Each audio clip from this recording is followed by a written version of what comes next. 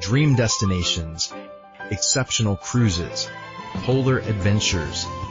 Welcome to Beyond the Horizon, the podcast that takes you where the journey truly begins. A production of Area Voyages.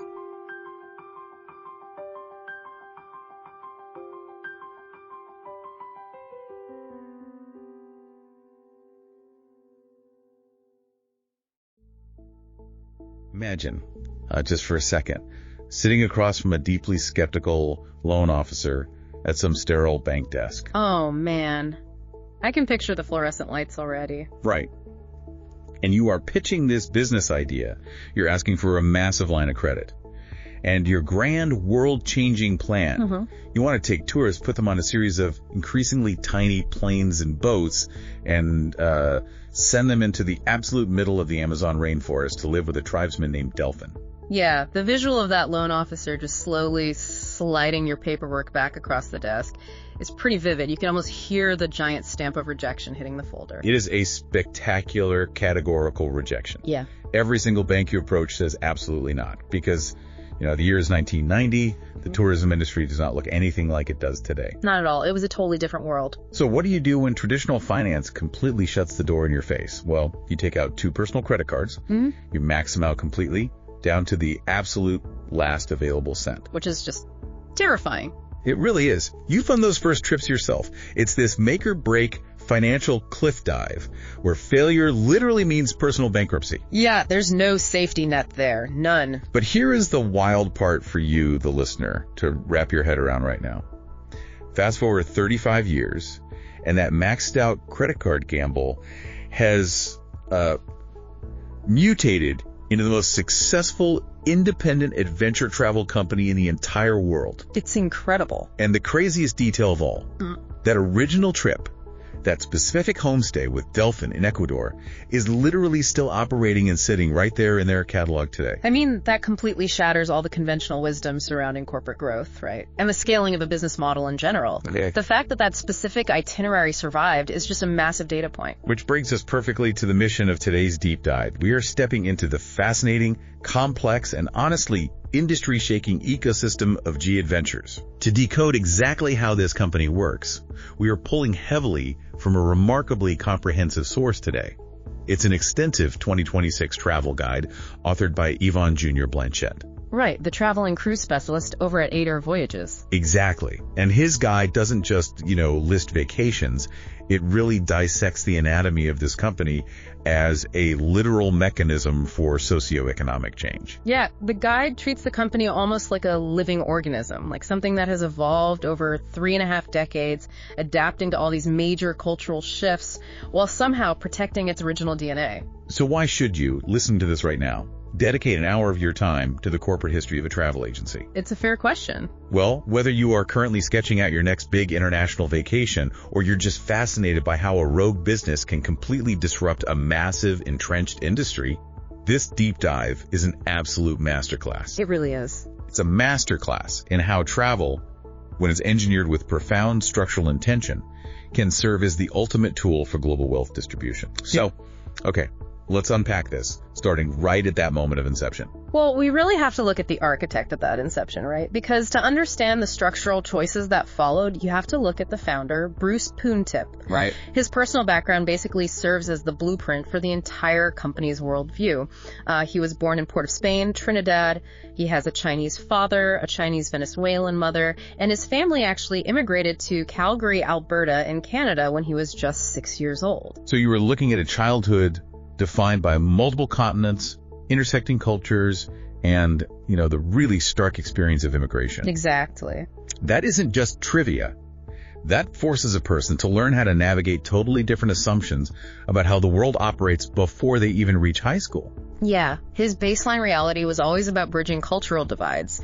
So when he eventually studies tourism and starts working at the Toronto office of this Australian tour operator called Worldwide Adventures, he's looking at the whole industry through a very specific, highly critical lens. And that is where he meets Anita Voth. Yes. So in 1990, the two of them decide the current market is entirely broken, and they strike out on their own to co-found what they originally called GAP Adventures. GAP. The acronym stood for Great Adventure People, which is, a bit of 1990s marketing flair. Very 90s. Very 90s, but the double meaning is what actually matters here. They were trying to literally bridge a gap in the travel market. Let's mentally travel back to 1990 for a second for the listener. Yeah. Because the options for seeing the world back then were incredibly polarized. Oh, completely. There was absolutely no middle ground. Right. The landscape was basically split into two extreme camps. Yeah. On one side, you had the completely unstructured, independent backpacker. Yep. You bought a thick paperback guidebook, you showed up at some dusty train station, and you just figured your life out day by day. It was cheap, and it was culturally authentic, sure, but it demanded a massive investment of time and a really high tolerance for physical discomfort. And you had to be willing to do the heavy logistical lifting in places where you probably didn't speak a word of the language. Right. That's the era of sleeping on your luggage so it doesn't get stolen in the night. Eating really questionable street food to save $3 and just hoping the bus actually shows up on Tuesday like the guy said it would. Exactly. And then, on the other hand, you had the absolute opposite end of the spectrum, the traditional, highly managed motor coach tour. Oh, the classic bus tour. Yeah. You paid a huge premium to sit on a climate-controlled luxury bus with 45 strangers, looking at foreign countries through a tinted pane of glass. While someone up front just recites historical dates into a crackly microphone. Exactly. You stopped at prearranged tourist traps for lunch, you slept at international chain hotels that mirrored the exact aesthetics of your hometown, and your actual interaction with the local culture was functionally zero. So Poon Tip and both looked at this massive binary choice and recognized a huge void. They realized there had to be a way to engineer the gritty, authentic, on-the-ground connection of the backpacker experience, but, supported with the logistical safety net of an organized tour. Hence, bridging the gap. Bridging the gap, exactly. And just a quick piece of housekeeping here for the timeline. They eventually rebranded as simply G Adventures in 2011. Right, because consumers continually confused them with Gap Inc., the massive clothing retailer. Which is pretty funny. But anyway, the rebranding was a legal and marketing necessity. Let's look closer at that banking rejection you mentioned in the intro. Yeah, the banks didn't say no because Poon Tip had bad credit. They said no because the business model was structurally terrifying to a traditional financial institution. Because banks assess risk by looking for hard collateral, right? They want to see owned assets. Exactly. They want a fleet of buses or a massive real estate portfolio of hotels they can seize if you go under. And G Adventures was walking in and saying, we aren't going to own any of the infrastructure.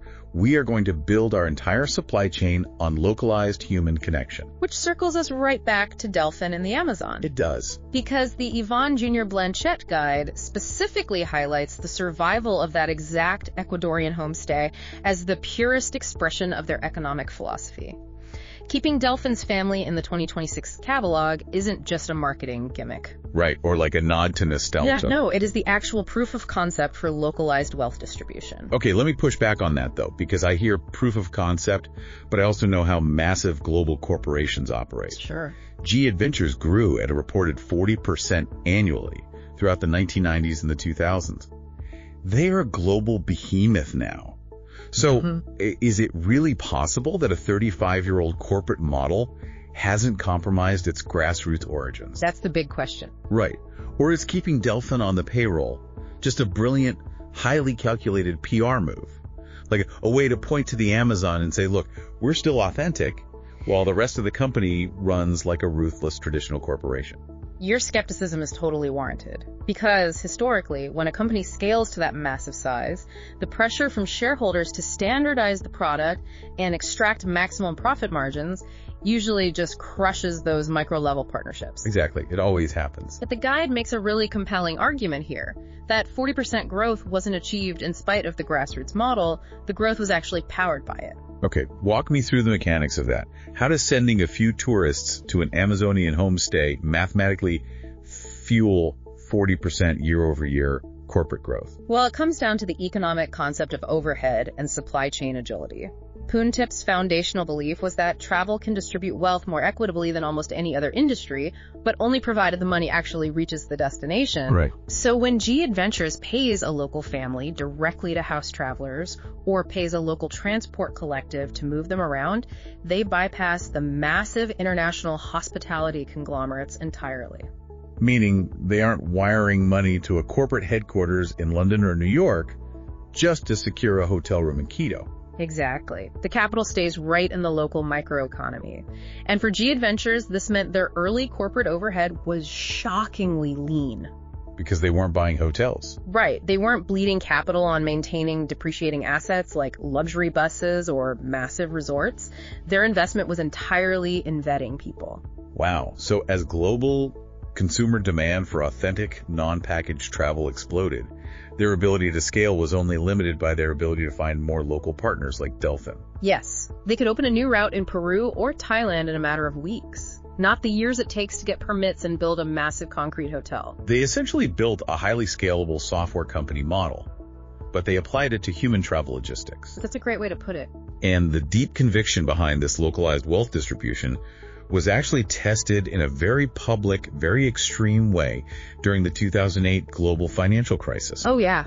The 2008 recession was basically an extinction-level event for large swaths of the travel industry. Totally. Liquidity just dried up completely, consumer spending plummeted, and these huge legacy companies were folding overnight. And right in the absolute middle of that panic, Bruce Poon Tip was offered a $100 million buyout. A clean 9-figure exit during the worst economic downturn in modern history, and he turned it down cold. Turning down $100 million during a recession is the ultimate stress test of your corporate DNA. I mean, if the underlying goal was simply wealth extraction for the founders, you take the money and disappear to an island. You take the money every time. Right. So rejecting the offer basically proved that the primary objective was the continuation of the model itself. He was protecting this massive, intricate web of local economic partnerships they had built globally. And the broader world eventually caught on to how disruptive this was. In 2013, Poon Tip published a book called Looptail, How One Company Changed the World by Reinventing Business. Which is a fantastic read, by the way. It's skyrocketed to #1 on the Globe and Mail hardcover nonfiction list. But the detail from the guide that really stops you in your tracks is about the foreword. Yes. Looptail is the first, and I believe still the only, business book in history to feature a foreword written by the Dalai Lama. I mean, securing an endorsement from the Dalai Lama for a corporate business book is frankly astonishing. It really is. It signals that the philosophical underpinning of the company transcends standard corporate social responsibility metrics. It's not just a PR stunt. And he was later named an Officer of the Order of Canada, which is one of the country's highest civilian honors. He was the first person from the travel industry to receive that recognition in 34 years. A huge deal. So we have established that the grand philosophy of wealth distribution is intact. But, having a beautiful philosophy in a Toronto boardroom is one thing. It was very true. Executing it on the dusty streets of Marrakech, or the high-altitude trails of the Andes, requires a highly specialized human infrastructure. You can't just hand a laminated script to a gig economy worker and expect them to facilitate profound, equitable cultural exchange. No, you definitely can't. Which directly necessitates the creation of the most unique and heavily debated role in the entire G Adventures ecosystem. Right. We're talking about the role that serves as the critical translation layer between the corporate mission and the actual physical reality of the traveler's experience. Let's get into it. So, according to the ARA Voyages Guide, G Adventures does not employ tour guides. They utilize what they call Chief Experience Officers, or CEOs. Okay, let me stop you right there because I have to play the cynic again. Go for it. Chief Experience Officer.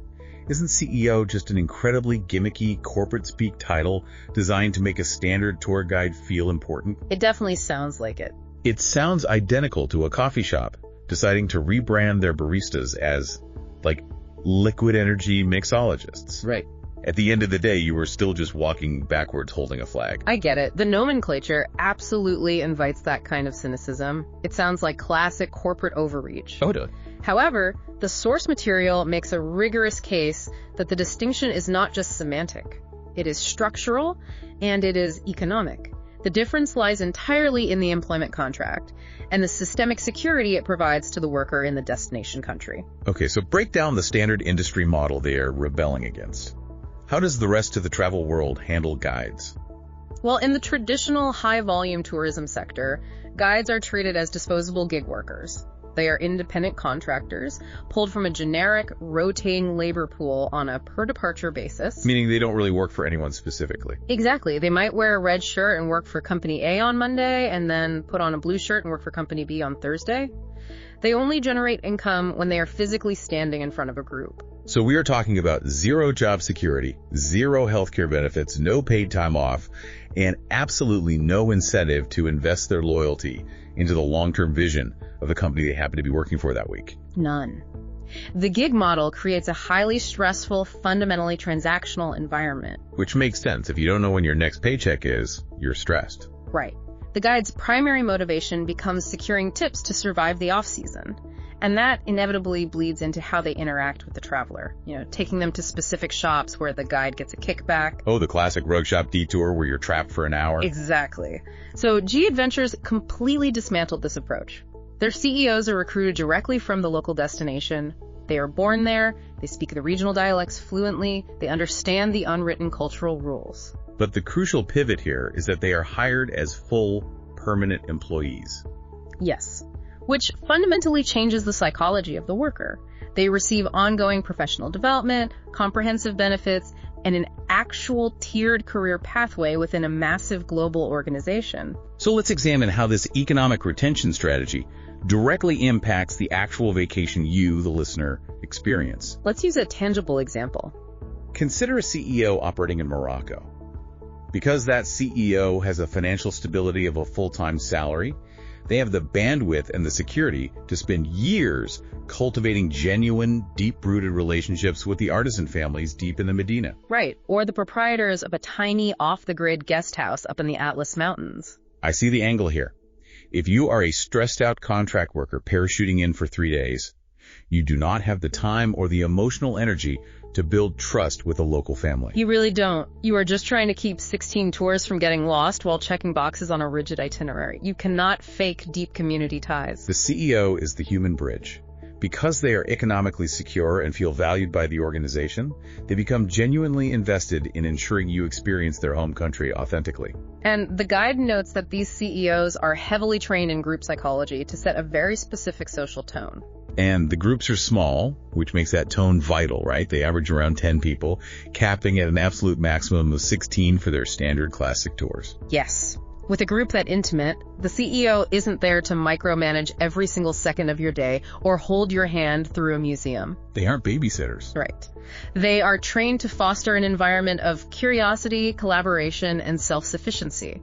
They want travelers who are engaged enough to actively participate in a visit to a local community project. Rather than acting like restless teenagers on a mandatory school field trip. Exactly. Think about your own travel memories for a second. There is a staggering psychological difference between obediently following a person who is reciting memorized Wikipedia facts from a laminated sheet versus exploring a crowded market alongside someone who feels like a highly knowledgeable, incredibly well-connected local friend. Someone who can actually pause the itinerary and say, actually, my uncle runs a bakery down this hidden alleyway. Let's go try something that tourists never get to eat. It changes everything. That shifts the entire paradigm of the trip. And these local CEOs are the connective tissue to G Adventure's overarching economic mission. They are the individuals physically guiding you to the engines of the wealth distribution we've been discussing. Which leads us directly to the literal blueprint of that mission, Planet Terra and the Ripple Score. Yes. This is where the idealism of Bruce Poon Tip's origin story gets forged into hard, auditable data and physical brick-and-mortar infrastructure. The overarching umbrella for all their ethical initiatives is called the G for Good philosophy, and it covers an immense amount of ground. Let's run through some of that. They have stringent animal welfare guidelines, right? Very strict, meaning absolutely no elephant riding, no swimming with captive dolphins, and zero interaction with captive wildlife unless it serves a peer-reviewed, legitimate conservation purpose. They also run a Trees for Days initiative, physically planting a tree in a threatened global forest for every single day a traveler spends on a tour. Which adds up incredibly fast when you have hundreds of thousands of travelers. But where the policy gets incredibly complex, and frankly quite dark, is their focus on child welfare. Specifically, their aggressive stance against what is known as orphanage tourism. Yeah, unpacking the orphanage tourism ban is critical because it perfectly illustrates the catastrophic danger of good intentions operating without a deep understanding of macroeconomic incentives. It's a tough topic, but we need to cover it. For decades, a massive pillar of the voluntourism industry involved well-meaning Western travelers flying to developing nations to spend a few days or weeks volunteering at local orphanages. And on the surface, if you were a traveler, that sounds like a beautiful thing to do. Of course it does. You are dedicating your vacation time to holding and helping vulnerable, abandoned children. What could possibly be wrong with that? The reality on the ground devolved into a systemic nightmare because foreign travelers were willing to pay substantial fees or make really large donations for the emotional experience of interacting with orphans. The orphanages rapidly morphed into highly lucrative businesses. Which is horrifying. It is. This massive influx of unregulated foreign capital created a horrifying, perverse incentive. To make more money, the business needed more orphans. So the money was actively incentivizing the creation of the exact problem it was supposed to solve. Yes. In numerous thoroughly documented cases across multiple continents, children who had living, highly capable parents were actively removed from their families. Oh. Often, recruiters would go into impoverished rural villages and convince parents to hand over their children under the false pretense that the child would receive an elite education in the city. And Instead, the children were institutionalized, kept in deliberately poor conditions to elicit sympathy, and basically used as props to attract tourist dollars. That is deeply unsettling. The very money that tourists believed was providing relief was actually the primary financial engine driving the separation of families and the exploitation of youth. Exactly. G-Adventures analyzed this systemic abuse, recognized that the traditional voluntourism model was broken beyond repair, and implemented strict child welfare standards that completely banned orphanage tourism across all their itineraries. And they aggressively campaign against the practice industry-wide. They do. They've been very vocal about it. So instead of pouring money into broken, exploitative systems, they engineered a completely different approach to community development. In 2003, Bruce Poon Tip established the Planetera Foundation. Right. And here's where it gets really interesting to me. When I look at the actual mechanics of Planetera, it honestly doesn't look like a charity at all. It functions exactly like a venture capital firm for social good. A venture capital firm for social good. I like that. Let's explore that analogy.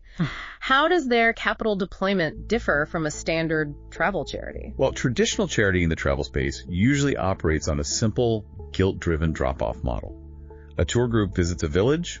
The guide hands over a giant novelty check for the local school. The tourists take a photo to feel philanthropic, and they leave. And then there's no follow-up. None.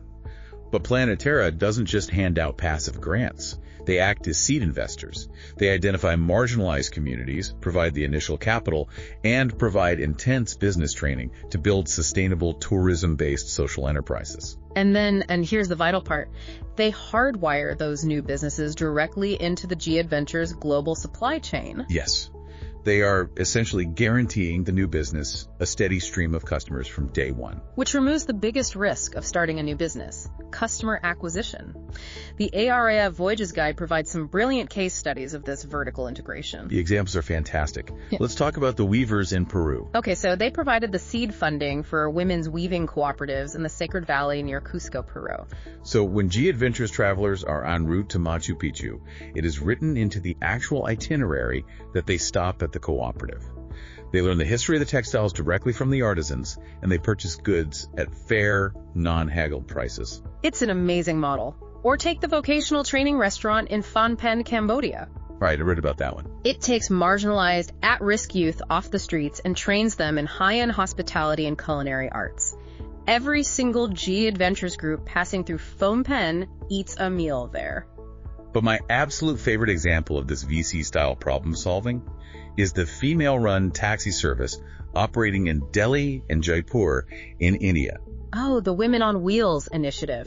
It is a masterclass in solving intersectional problems. Break that down for us. By funding this service, Planetera provides safe, reliable, thoroughly vetted transportation for female travelers arriving at chaotic international airports. Which is a huge concern for travelers in India. It is. Simultaneously, they are creating robust economic empowerment for local women in a deeply patriarchal society, where female financial independence is heavily stigmatized and often restricted. And again, the business risk for these female drivers is mitigated because G-Adventures operates as their guaranteed anchor client. Every single tour starting starting in those cities utilizes their service. It is a completely closed loop of economic benefit. And the volume of this impact is staggering.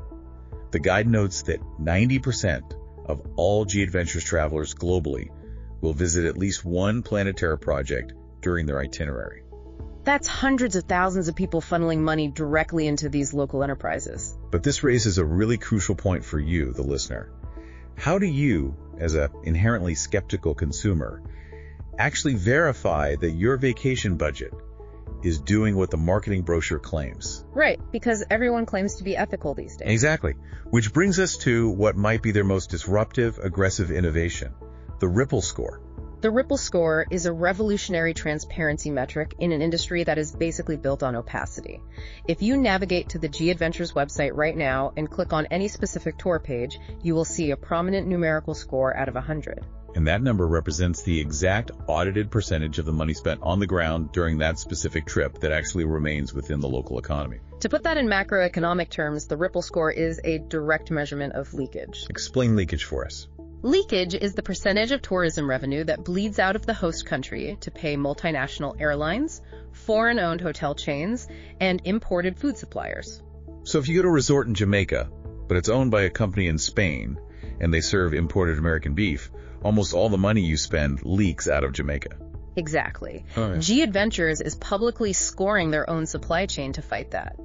The metric calculates the funds spent on locally owned independent hotels, locally sourced food, local transport collectives, and Planeterra projects versus the money that inevitably leaks out to international corporate entities. The psychological brilliance of publishing this number cannot be overstated.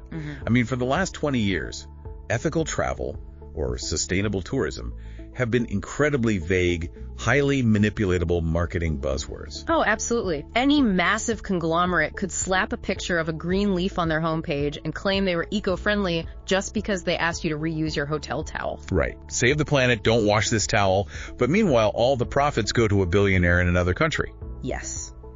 The Ripple score weaponizes transparency. It turns ethical impact into a hard, quantifiable, competitive metric. It forces accountability. If the Ripple score for a trip is 98, you know the supply chain is highly localized. If it's lower, G-Adventures is openly admitting where they still need to build better local partnerships. It's the equivalent of demanding a nutritional label on your vacation. That's the perfect analogy. You wouldn't buy a box of cereal at the grocery store without knowing exactly how many grams of sugar are in it. You wouldn't. Why on earth would you hand over $5,000 for a multi-week trip to Southeast Asia without knowing if the money is actually reaching the communities you are walking through? When you digest the implications of that transparency, it fundamentally shifts your identity as a traveler. You stop viewing yourself purely as a consumer of a picturesque destination. Someone who merely parachutes in to extract photographs, consume cheap beer, and leave. Exactly. You are forced to realize that you are an active, highly influential participant in a local microeconomy. Your spending power carries immense tangible weight. It makes the invisible economic machinery visible. Now, while this underlying ethical engine, the drive for local economic impact via Planeterra and local CEOs, has remained completely consistent since 1990, who is actually doing the traveling has undergone a seismic shift. Especially as we entered the 2020s. Right. G-Adventures realized they couldn't just keep selling the exact same gritty, fast-paced backpacker trip they sold 30 years ago. They had to radically, aggressively adapt their entire portfolio to meet massive new demographic realities. Which leads us to the staggering complexity of their 2026 portfolio pivot. The guide makes it clear that their ability to hyper-slice and segment their offerings without diluting their core ethical identity is the primary driver of their modern growth. Yeah, in 2026, G-Adventures is operating 12 entirely distinct travel styles. 12 distinct styles. That is a massive, potentially overwhelming menu for a consumer. And Yvonne Jr. Blanchette's guide goes out of its way to emphasize that choosing the correct style of travel is arguably more important than choosing the destination itself. It really is. If you pick the wrong style, you are going to be miserable, even if you are standing in front of the most beautiful monument on Earth. We need to dissect this portfolio deeply because this is where the listener needs to figure out exactly where they fit. Let's start with the younger demographic.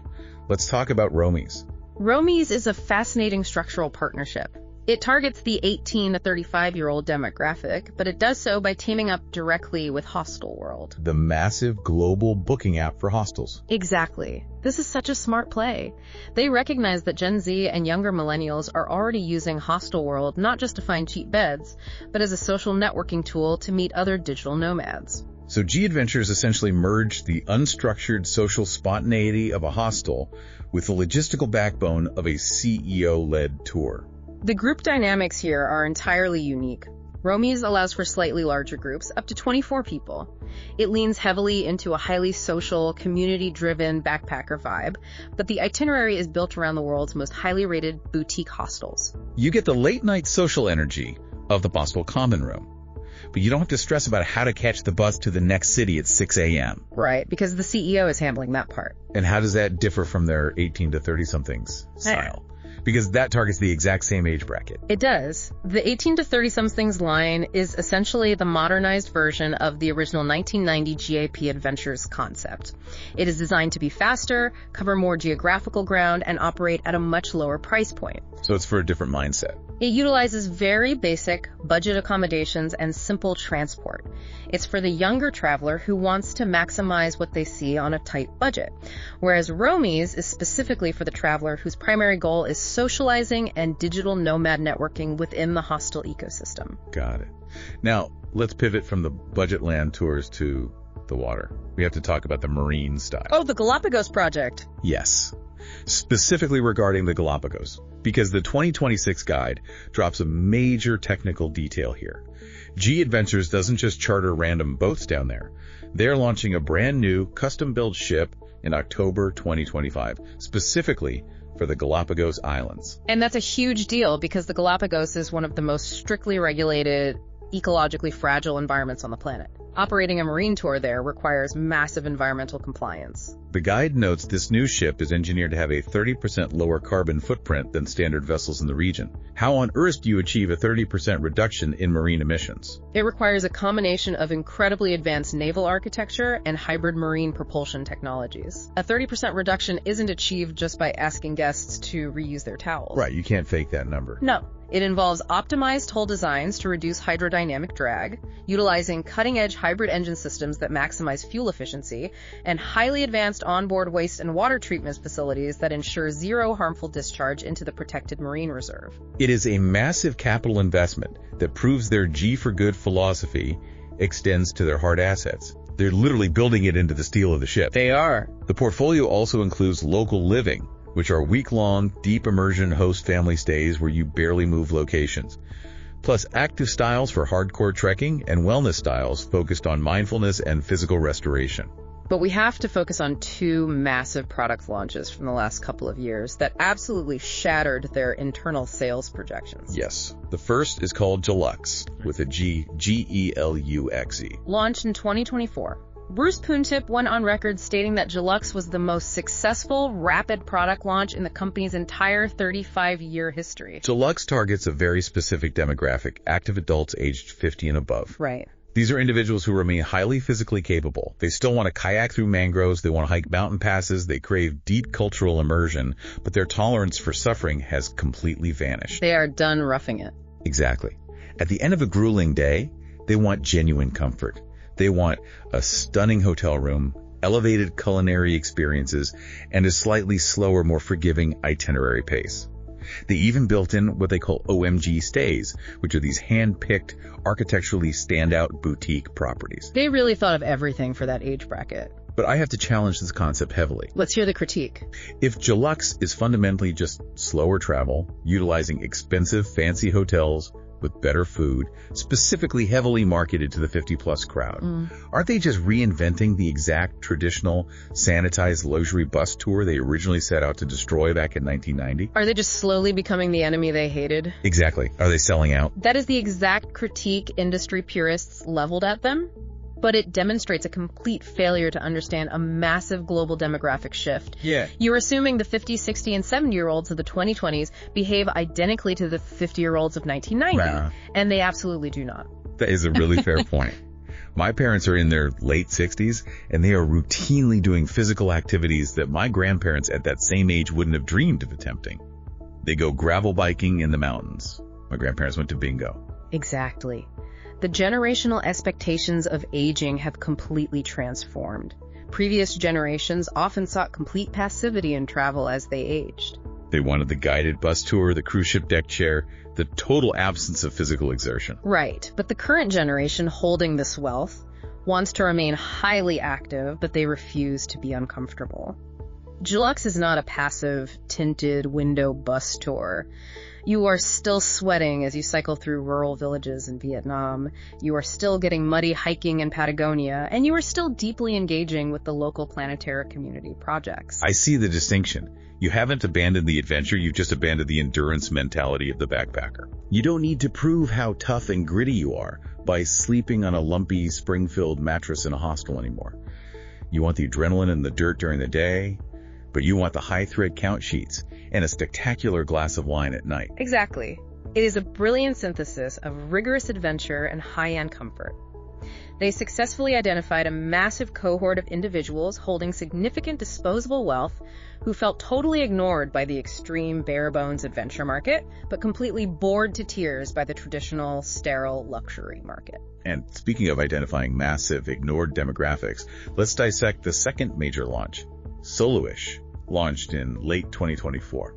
Sociologically speaking, Soloish might be their most fascinating product line to date. It is entirely engineered from the ground up for solo travelers, aged 18 and older.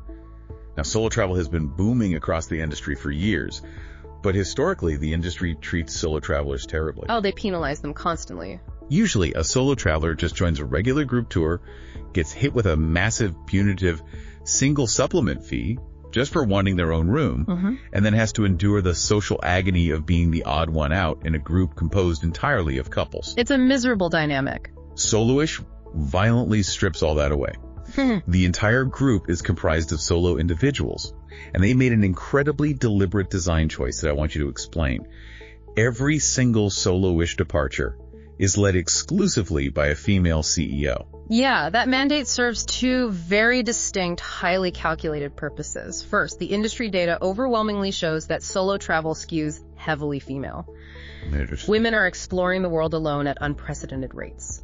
Guaranteeing female leadership provides an immediate layer of psychological comfort, safety, and shared perspective for those travelers. That makes total sense. And the second part? Second, it directly functions as a mechanism for their broader corporate mission, aggressively creating and securing high-level employment opportunities for women in the global tourism sector, which is historically very male-dominated at the guide level. It is a brilliant structural move, but the 2026 guide reveals a surprise demographic that absolutely rushed to book these soloish trips, and I found this fascinating. It wasn't just single, unattached, unmarried people. A massive portion of the initial bookings came from married or partnered men. Men whose spouses or long-term partners simply possess zero interest in rigorous adventure travel. Think about the sociocultural dynamic at play in those households. You are a married guy, you desperately want to go trek through the dense jungles of Cambodia or hike the Inca Trail, but your spouse explicitly only wants to go to an all-inclusive resort in Cancun and read a book by the pool. It's a very common household split. Historically, what happens in that marriage? Either you don't go and you slowly build quiet resentment, or you join a regular group tour by yourself and you are the awkward third wheel sitting silently at the end of the table during dinner while 5 other couples are having romantic shared experiences. It is an incredibly isolating, lonely experience to be the only solitary person navigating a group of deeply established pairs. Soloish completely engineers that inherent awkwardness out of the equation. Because everyone is arriving alone, everyone is highly motivated to connect. The itineraries actually build in structured group bonding exercises very early in the trip to shatter the ice immediately. It solves a deeply specific, highly emotional, and logistical problem for a huge swath of the population who thought their venture travel days were over just because their partner didn't want to go. It really demonstrates how meticulously G Adventures monitors human behavioral psychology, not just overarching market trends. But while Deluxe added a necessary layer of comfort for an aging demographic, and Soloish solve the sociological solo traveler dilemma, the company recently took a leap that eclipses both of those. A huge leap. A leap that required them to partner with one of the most famous legacy storytelling brands on the planet in order to finally crack the gates of the ultra-luxury market. We are talking about the iconic yellow border, National Geographic. Now, the guide points out that consumers are constantly confused because G Adventures actually maintains two entirely distinct partnerships with National Geographic. Let's clarify the timeline and the products. The first partnership was forged back in 2015. It is called National Geographic Journeys. Journeys is positioned comfortably in the mid-premium tier. They operate roughly 80 itineraries globally. What's the main difference between Journeys and a standard G tour? It essentially takes the core G Adventures community tourism model, the Planetara projects, the local supply chain, and overlays it with the legendary National Geographic tradition of deep observation, science, and documentation. Every departure features what they designate a storyteller. A story killer. Right.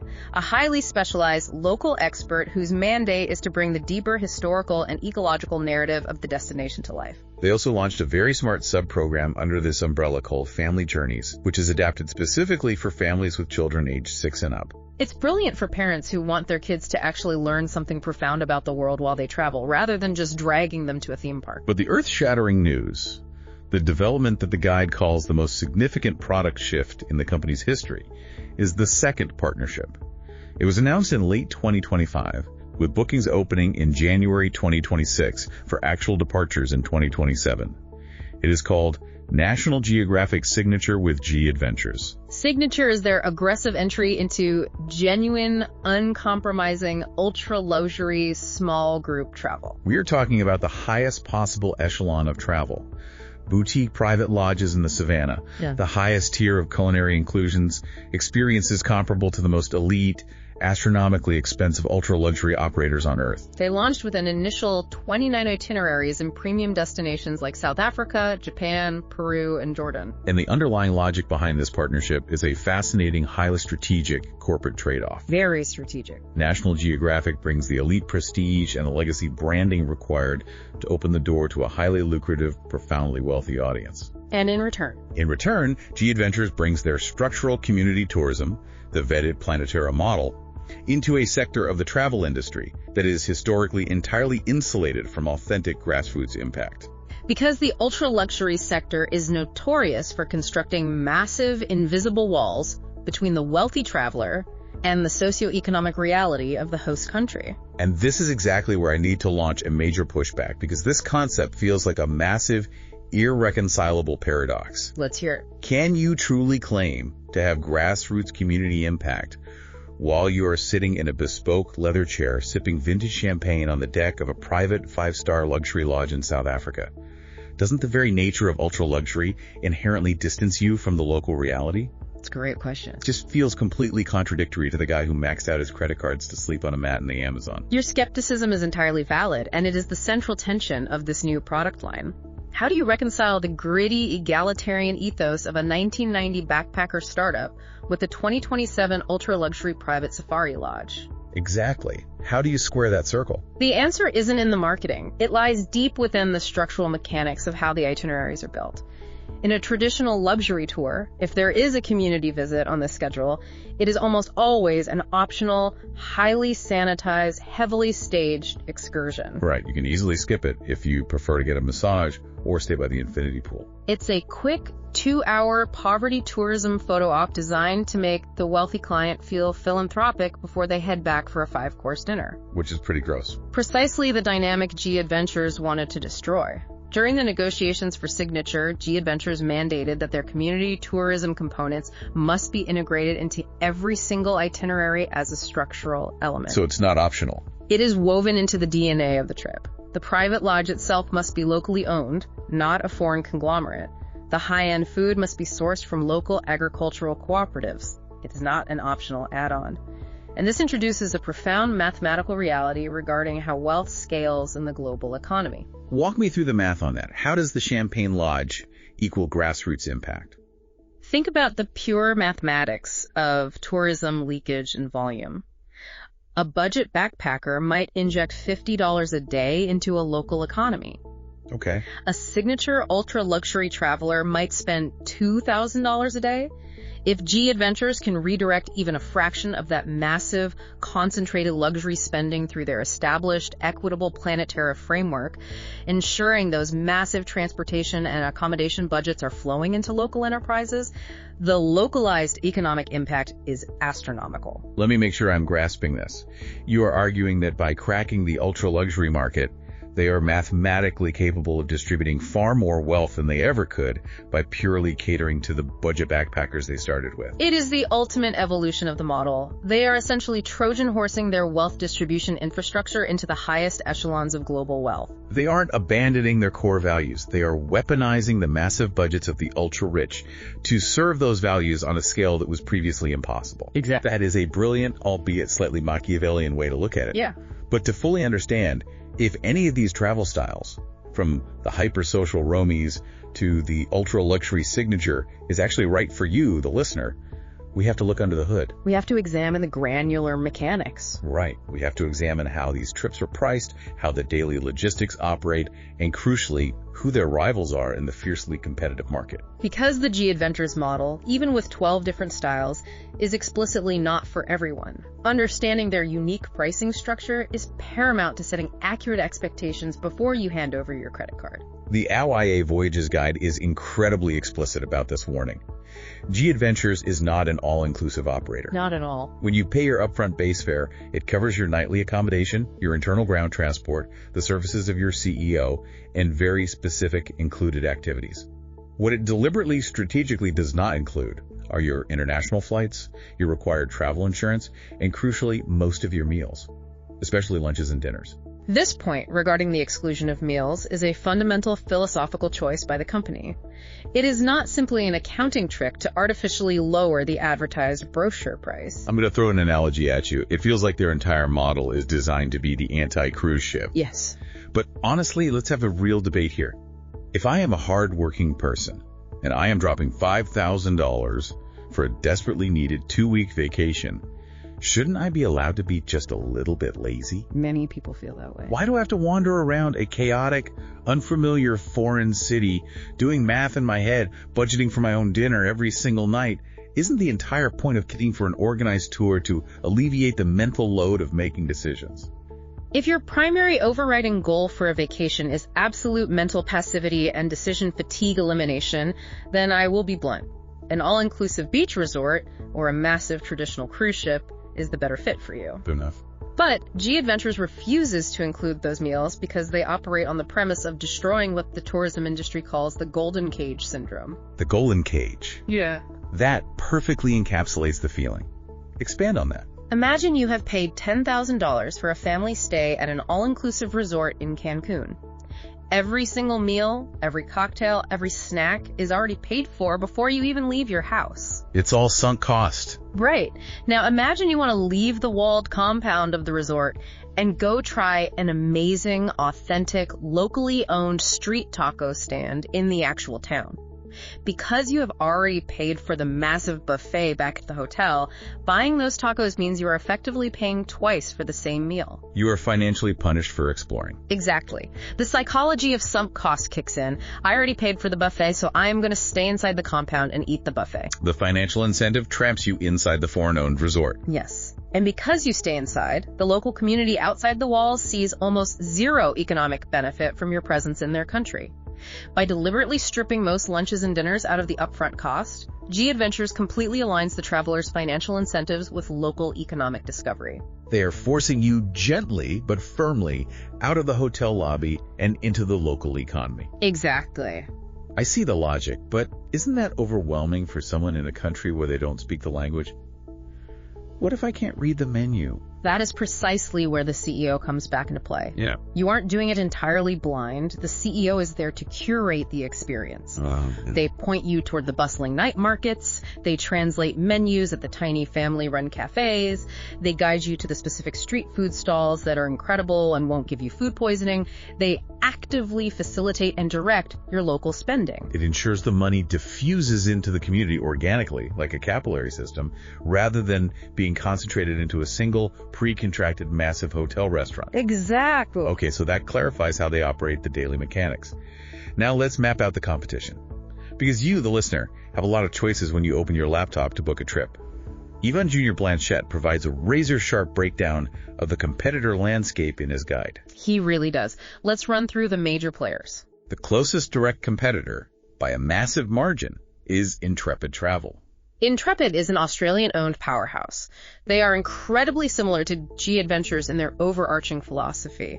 They also focus relentlessly on small groups, local connection, and responsible ethical travel. How do they differ from G Adventures? Intrepid actually operates with slightly smaller maximum group sizes. They cap their standard tours at 12 people, compared to G Adventures 16. They also boast a very robust, historically pioneering carbon offset program. Honestly, the guide suggests that if you are deciding between G Adventures and Intrepid, the choice often just comes down to exact dates, flight schedules, and which specific itinerary routing catches your eye. They are essentially two sides of the same highly ethical, localized coin. But once you move past Intrepid, the rest of the market diverges sharply from the G Adventures model. Let's talk about the giant in the youth market, Contiki. Contiki is geared almost exclusively toward a very specific younger demographic, the 18 to 35-year-old crowd.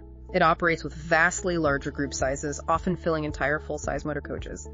And a very different vibe. Very different. Their itineraries lean heavily into European routes, and the entire brand identity is built around a high-energy, party-oriented, highly social atmosphere. The focus on deep structural community tourism and local wealth distribution is significantly less prominent than the focus on nightlife. Let's just say if your primary goal is to drink your way through the capital cities of Europe on a bus with 50 other energetic 20-somethings, Contiki is absolutely your jam. Good to know. Then you have the legacy operators like Trafalgar and Insight Vacations. These legacy brands represent the more traditional, highly managed, escorted tour experience we discussed earlier. The target demographic leans significantly older, the price point is generally much higher for comparable destinations, and you have incredibly high included meal counts. So it is a rigid, highly orchestrated itinerary with far less personal flexibility and significantly less community immersion. It's the classic look out the tinted window while the guide talks bus tour. And finally, the guide mentions a fascinating company called Aurora Expeditions, but explicitly notes they occupy a completely different category. Aurora is a highly specialized operator focused entirely on ocean-based polar expedition cruising. They do not operate land-based tours. They utilize highly advanced, specialized expo vessels designed to cut through polar swells. They cap their guest list at a strict 130 people, and they offer extreme, hardcore physical activities like true ice camping and technical mountaineering in Antarctica. Which sounds equally terrifying and amazing, but it is not what G Adventures is trying to do, even with their new low-carbon Galapagos ship. So the competitive landscape is actually quite clear. If you want a non-stop youth-oriented party, you book Contiki. If you want to sleep in a tent on the ice in Antarctica, you call Aurora. And if you want a careful, engineered balance of structure, personal freedom, and deeply measurable local economic impact, G Adventures and Intrepid remain the undisputed gold standard. They have essentially authored the modern playbook for responsible, scalable adventure travel. We have covered immense amount of ground in this deep dive. Let's pull all these complex threads together. We started with a guy in 1990 maxing out 2 personal credit cards, staring down bank rejections. Because he had a radical, unproven idea about bridging the massive gap between gritty backpacking and sterile bus tours. Today, that frantic gamble is a global empire operating over 1,000 unique itineraries across all 7 continents. Along the way, they entirely redefined what a guide is supposed to be by creating the Chief Experience Officer, proving that investing in local citizens as full, secure employees is the only way to foster genuine, non-transactional cultural connection. They prove to a highly skeptical industry that you can scale a business massively while maintaining an ethical core. They use the Planetara Foundation as a venture capital engine for social good, and they deployed the Ripple score to essentially force accountability and transparency into an industry that has historically loved to hide where its money goes. They proved that travel, when engineered correctly, can actually leave a destination economically stronger than it found it. And they've relentlessly adapted, launching Roamies for the digital hostel crowd, Gelux for the active 50-plus demographic who wants a soft bed, Solo-ish for the independent traveler, and the frustrated partner traveler, and now partnering with National Geographic to Trojan Horse, Grassroots, impact into the ultra-luxury market. It is a remarkable ongoing evolution of a single core idea. But as we wrap up this analysis, there is one final lingering concept I want you, the listener, to mull over long after this audio stops. Lay it on us. We have been deeply conditioned by decades of marketing to think of tourism merely as a product we passively consume. We view it as a simple, straightforward transaction. We trade our hard-earned money for beautiful photographs, temporary relaxation, and personal memories. It is, at its core, a completely self-centered transaction. We buy an experience for ourselves. But what if you fundamentally shifted that paradigm? What if you began to view your vacation budget not simply as a personal sunk expense, but as a direct, highly targeted investment portfolio? That's a powerful shift. You have thousands of dollars to deploy into the global economy. Your money has immense power. The next time you sit down at your computer to book a trip, ask yourself this question. Who is really cashing the check for your memories? When you buy that hotel room, that meal, that transportation, is the money immediately flying back out of the country to enrich a massive, faceless, multinational hospitality corporation in a completely different hemisphere? Or are you paying the modern-day equivalent of Delphin in the Amazon? Are you helping to build a resilient local economy, or are you just extracting a picturesque experience from it? That is an incredibly powerful, disruptive question to carry with you. Thank you so much for taking this deep dive into the source material with us today. The world is vast, the options are endless, but how we choose to step into it and who we choose to economically empower when we do matters more than ever. Until next time. You've been listening to Beyond the Horizon, the podcast by Area Voyages. The full article for this episode is available at www.areavoyages.com. Remember to like, share the podcast, and leave a review to help promote our work. Subscribe to the channel so you don't miss anything. Until next time, safe travels.